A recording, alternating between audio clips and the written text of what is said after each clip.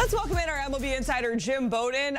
Jim, I'm still trying to find the words to describe this absolutely crazy game that the baseball gods blessed us with on a Monday. The 8th inning specifically was wild. We saw a whole lot of runs, whole lot of lead changes. But your biggest takeaway, your thoughts from this crazy game that we saw, game one of this doubleheader with the Mets and the Braves?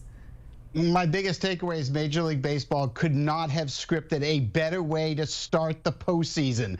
I mean, this game was a heavyweight fight. It was amazing on both sides. The Braves were dominating early. They were up 3-0, and Spencer Schwellenbach was pitching an amazing game. He ended up going 7 innings of 4-hit shutout baseball with 5 strikeouts. He had 13 ground ball outs, 1 fly out. He was cruising through 7. He started to lose his stuff a little bit in the 7th inning, and I thought his manager, Brian Snitker, would take him out and then have Iglesias do a 6-out save. Because you got the game 1, and you win this game, then Sale doesn't have to pitch game 2. He can pitch game 1 against the Padres tomorrow in San Diego.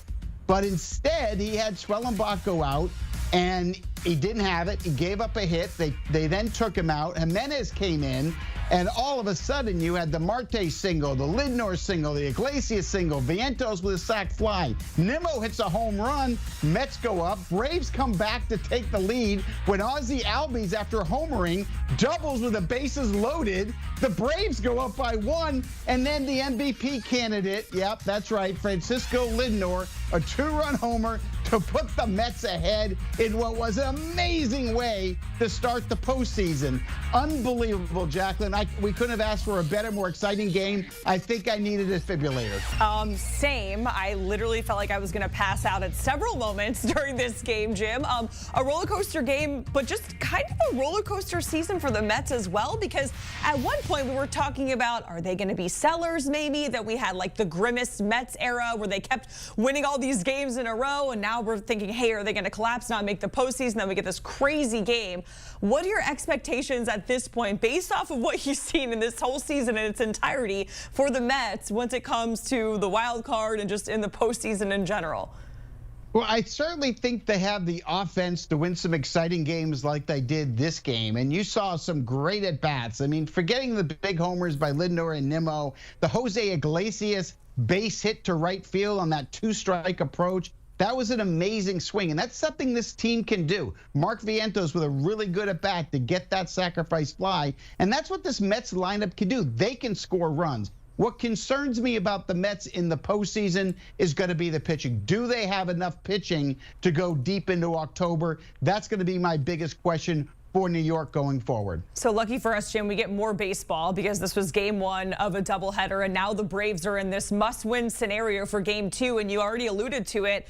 Probably going to have to turn to Chris Sale, which isn't maybe the best thing for them. But what are your expectations for the Braves, and how can they rebound from this absolutely wild game that we saw today? Yeah, so Chris Sale is going to start game 2 for Atlanta. This is an elimination game for them.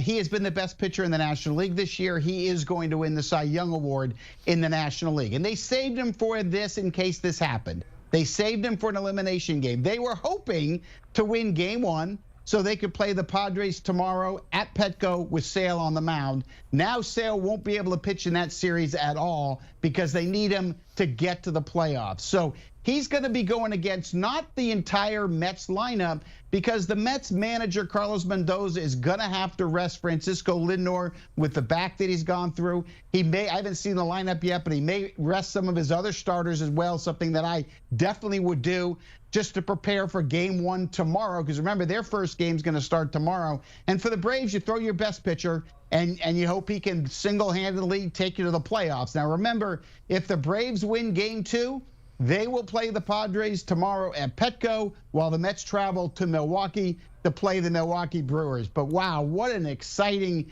way to start this doubleheader today. That game was just incredible. That game was absolutely wild, Jim. We certainly appreciated joining us here on HQ as the Mets have clinched a wild card spot, and we are waiting for game 2 of that doubleheader. Getting a look at all of the different kinds of scenarios. Of course, the Mets punching their tickets.